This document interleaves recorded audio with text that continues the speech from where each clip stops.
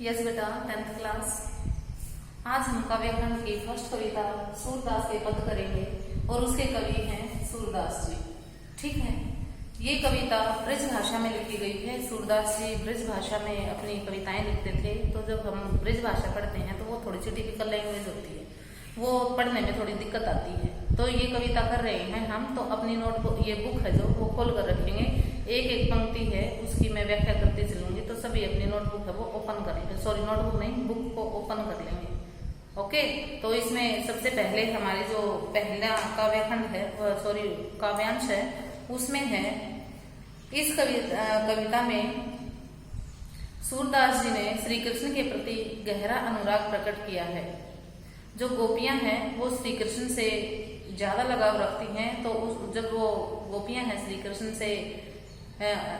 कृष्ण से जब गोपियों का वियोग हो जाता है तो वहां पर श्री कृष्ण जी उद्धव को भेजते हैं। तो वहां पर आपस में गोपियों का और उद्धव में जो वार्तालाप होती है, इस कविता में उसका वर्णन किया गया है। ओके, तो यहाँ पर पहला जो काव्यांश है वो है, उद्धव तुम हो अति बड़भागी के हे उद्धव। गोपियां उद्धव से व्यंग्य करते हुए कहती हैं कि हे उद्धव, तुम तो बड़े भाग्यवान हो। अपरस रहत सन्हे तगातय नाहिन मन अनुरागी, कि तुम हमेशा प्रेम रूपी बंधन से दूर रहे हो। तुमने कभी प्रेम के खिंचाव को जाना नहीं है। तुम्हारा मन कभी श्री कृष्ण के प्रेम में डूबा ही नहीं है। कि तुम तो श्री कृष्ण के पास रहते हो लेकिन फिर भी उनके प्रेम से दूर हो, उनके प्रेम में डूबे ही नहीं हो। पुरइनी पात, पुरइनी होता है कमल, पात होता है पत्ते। पुरइनी पात रहत जल भीतर तारस देहे न दागी, कि जो कमल का फूल होता है वो जल में रहते हुए भी अपने पत्तों को जल से दूर रखता है। कि तुम तो जल में पलने वाले कमल के पत्तों के समान हो, जो जल में रहकर भी उसके दाग धब्बों से दूर रहते हो। कहने का तात्पर्य यह है कि तुम श्री कृष्ण के पास रहकर भी श्री कृष्ण के प्रेम से दूर रहते हो। ज्यों जल महा तेल की गागरी बूंद न ताको लागी, कि जिस प्रकार से जल की मटकी में तेल की बूंद डाल देते हैं तो वो जो तेल की बूंद होती है उसके ऊपर पानी का कोई भी प्रभाव नहीं पड़ता है। कि तुम तो तेल की बूंद की भांति हो के, जिस प्रकार से तेल की बूंद जब पानी में डाल दी जाती है तो पानी है अपना प्रभाव तेल की बूंद के ऊपर नहीं दिखा पाते हैं, और जो तेल की बूंद होती है वो पानी को अवशोषित नहीं करती है, उसके ऊपर कोई प्रभाव नहीं पड़ता है। उसी प्रकार से हे उद्धव, तुम तो तेल की बूंद की भांति हो कि तुम श्री कृष्ण के पास रहते हो, फिर भी तुम्हारे ऊपर श्री कृष्ण का कोई भी प्रभाव नहीं है। प्रीति नदी में पाँव न बोरियो दृष्टि न रूप परागी। अब जो गोपियां हैं वो कहती है कि यह तो अच्छा किया उद्धव कि तुमने कभी प्रेम की नदी में, कि प्रेम रूपी नदी में तुमने पाँव ही नहीं रखा है, न ही तुम्हारी दृष्टि श्री कृष्ण के रूप सौंदर्य पर मुग्ध हुई है। यह तो हम ही भोली अबला नारियां हैं। अब ये कहते हैं सूरदास, अबला हम भोरी गुर चाटी जो पागी। अब सूरदास जी, जो गोपियां हैं वो सूरदास के माध्यम से कहती हैं कि हम ऐसी अबला गोपियां हैं जो श्री कृष्ण के प्रेम में इस प्रकार से डूबी हुई हैं, जिस प्रकार से गुड़ के साथ चींटियां लिपट जाती हैं, हम भी श्री कृष्ण के प्रेम में उसी प्रकार से लिपटी हुई हैं। ये पहला काव्यांश था। एक एक पंक्ति की मैंने व्याख्या कर दी है बेटा। अब आप इसको खुद पढ़ेंगे तभी आएंगे। सेकंड काव्यांश है, मन ही मांझ रही। कि मन ही मांझ रही का मतलब अंदर रही है, कि हमारे मन में जो बात थी वो मन के मन में ही रह गई है। विरह व्यथित गोपियां श्री कृष्ण के मित्र उद्धव को उल्हाना देते हुए कहती हैं कि हे उद्धव, हमारे मन की प्रेम भावना मन में ही रह गई है। हमें श्री कृष्ण से प्रेम नहीं मिला और न ही उनके अभाव में हम अपनी भावना व्यक्त कर पाई हैं। कि वे श्री कृष्ण से इतना प्रेम करती हैं कि उनकी बात, जो श्री कृष्ण तक जो बात पहुंचानी थी, उनकी बात उनके मन में ही रह गई हैं। कहिए जाए कौन पे उद्धव नाही परत कही, परत होता है पीड़ा। कि कहिए जाए, कि जाकर आप उनसे कहिए कौन पे उद्धव। अब तुम ही बताओ, हम अपनी यह व्यथा किसे जाकर कहें। प्रेम की पीड़ा को कहा भी नहीं जा सकता, हर किसी के सामने अपने प्रेम की पीड़ा को नहीं कहा जा सकता। अवधि आधार आस आवन की, आस होता है आशा, आवन की आने की, अवधि होता है समय। तन मन बिथा सही। अब इसमें जो गोपियां हैं वो कहती हैं, हम अब तक श्री कृष्ण के आने के समय का अपने प्राणों का आधार बनाए हुए थी। मतलब वो इस आस में थी कि श्री कृष्ण जी आएंगे, लेकिन अब तो वो आधार ही नहीं रहा है। इसी आशा से हम तन और मन की जो पीड़ा है वो सह रही थी।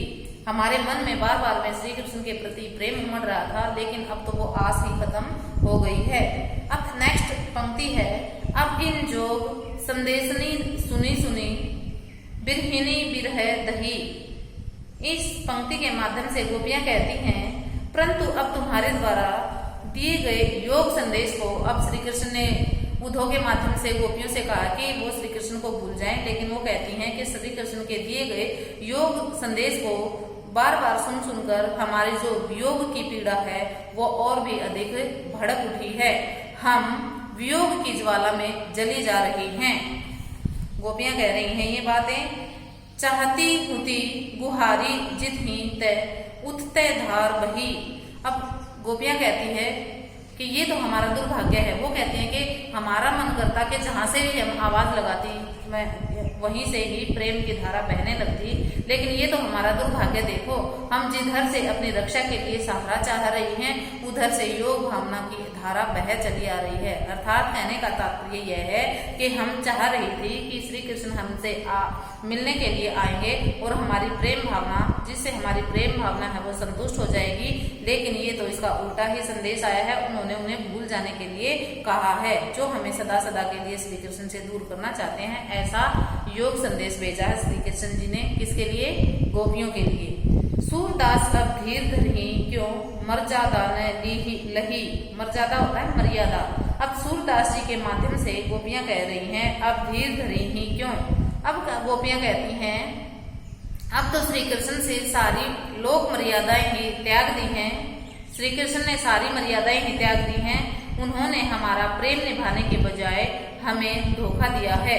भला हम धैर्य कैसे धारण कर सकते हैं कि हम तो श्री कृष्ण जी से इतना प्रेम कर रहे हैं और श्री कृष्ण जी ने हमें वियोग संदेश भेजा है। ये उन्होंने हमारे साथ अन्याय किया है, हम धैर्य नहीं रख सकती।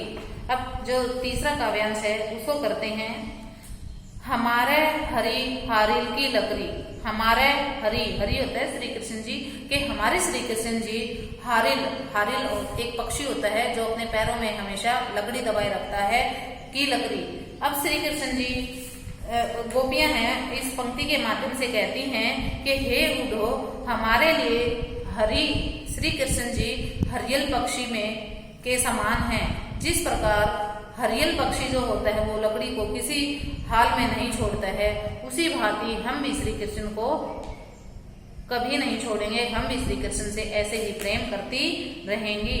मन करम वचन नंद नंदन और यह दृढ़ करी पकड़ी कि हमने श्री कृष्ण जी को तन से, मन से और वचन से श्री कृष्ण को अपना हृदय दे दिया था। अपने हृदय में उनको बसाया हुआ है। हमने अपने मन में उन्हें बसाया हुआ है। हम जागते सोते, इसमें ये भी है एक नेक्स्ट है, मन क्रम वचन नंदन और यह दृढ़ करी पकड़ी। पकड़ी होता है पकड़ी। हमने उन्हें अपने हृदय में बसाया हुआ है। जागत सोवत स्वपन दिवस निसी होता है जागत होता है जागते, सोवत सोते, स्वपन सपने में, दिवस दिन, निसी रात। कि हमने सोते जागते दिन में, सपने में, रात में, कान्हे कान्हे जकरी। कि हम सोते जागते दिन रात या सपने में भी हमने कन्हैया कन्हैया नाम ही रटती रहती हैं। फिर इसमें नेक्स्ट आता है, सुनत जो लागत है ऐसो ज्यों करुई ककरी।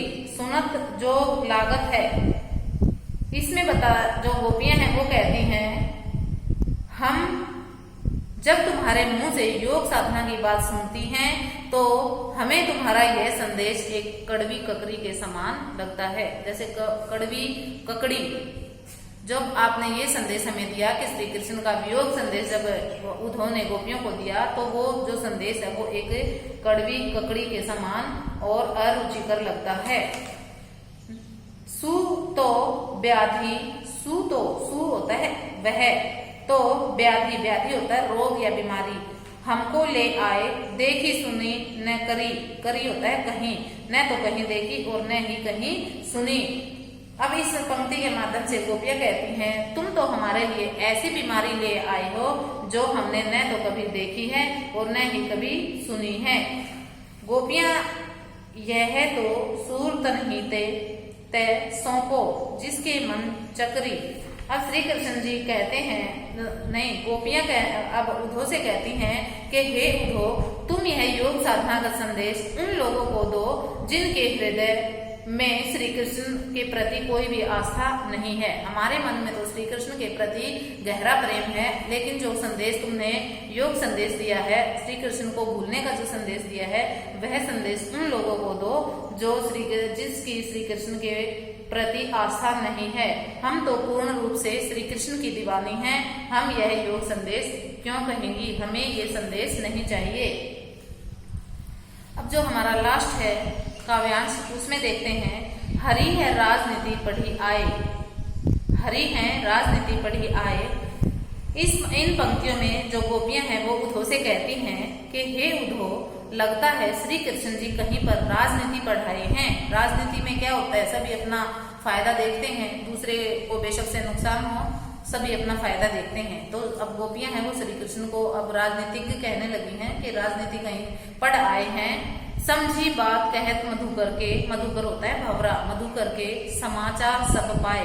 अब अरे भंवरे उद्धव, मैं तो तुम्हारी बात कहते और सुनते ही समझ गई थी कि दाल में कुछ काला है। मतलब जब वो उनको ये संदेश देने के लिए आए थे कि श्री कृष्ण जी को भूल जाए, तो उनकी बातों से ही ये पता चल गया था।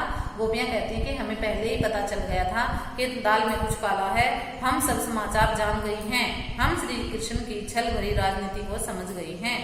समाचार सब पाए के हम उनकी बातों को समझ गई हैं। एक अति चतुर होते पहले ही, अरे भंवरे, एक तो तुम पहले ही चतुर चालाक थे, अब तुम अपने गुरु श्री कृष्ण जी से, अब उनका गुरु क्या है, कौन है, श्री कृष्ण जी हैं, कि राजनीति के ग्रंथ भी पढ़ आए हो।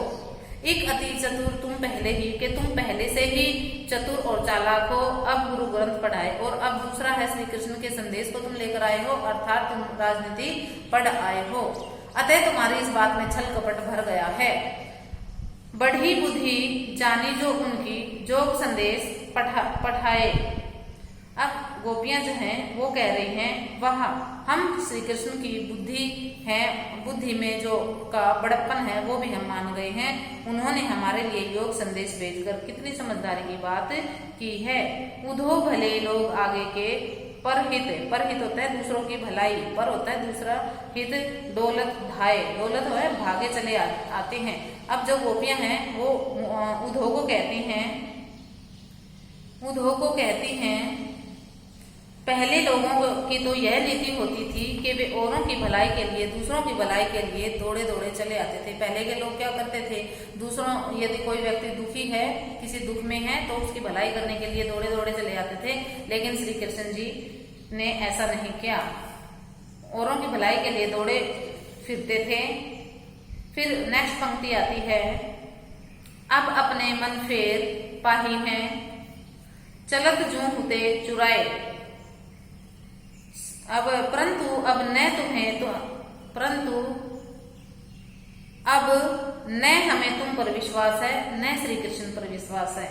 अब गोपियां कहती हैं कि अब हमें न तो तुम पर विश्वास है और न ही श्री कृष्ण जी पर विश्वास है। चलो कम से कम अब हमें हमारा मन तो वापस मिल जाएगा। पहले वो श्री कृष्ण के मतलब जो गोपियां हैं उनका मन है वो हमेशा श्री कृष्ण को याद करता रहता था, उनके मन में श्री कृष्ण जी बसे रहते थे। अब वे कहते चलो अब ऐसा तो होगा कि हमारा मन कम से कम हमारा तो हो जाएगा, अब वो हमारा मन तो हमें वापस मिल जाएगा, जिसे श्री कृष्ण जी यहाँ से जाते समय चुरा ले गए थे। तुमने जब श्री कृष्ण जी वहां से गोकुल को छोड़कर उधर गए थे, वृंदावन में गए थे, जहाँ पर देवकी को कारावास में डाल रखा था अपने माता पिता को छुड़ाने के लिए।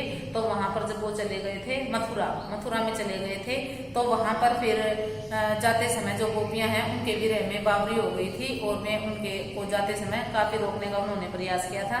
तो वो दृश्य मेरी आंखों के सामने बिल्कुल ऐसे आ रहा है। तो तुम भी कल्पना कर सकते हो। अब इसमें वो आती हैं कि जाते समय तुम हमारे मन को चुरा कर ले गए थे, तय क्यों अनिति करे आपुन मतलब अपने आप पर, खुद पर, स्वयं पर जय और अनिति छुड़ाए।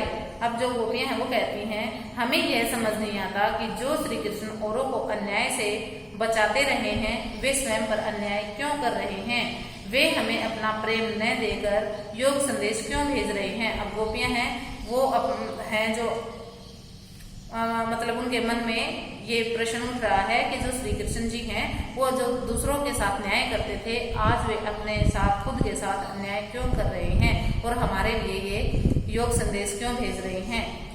राजधर्म तय यह है सूर जो प्रजा न जाहि सताए। अब सूर के शब्दों में गोपियां कहती हैं, सूरदास जी के शब्दों में गोपियां कहती हैं कि हे उद्धव, राजधर्म तो यही कहता है कि जो राजा का धर्म होता है वो तो यही कहता है कि प्रजा को सताया न जाए, कि प्रजा है वो हमेशा खुश रहे, उसको कभी न सताया जाए।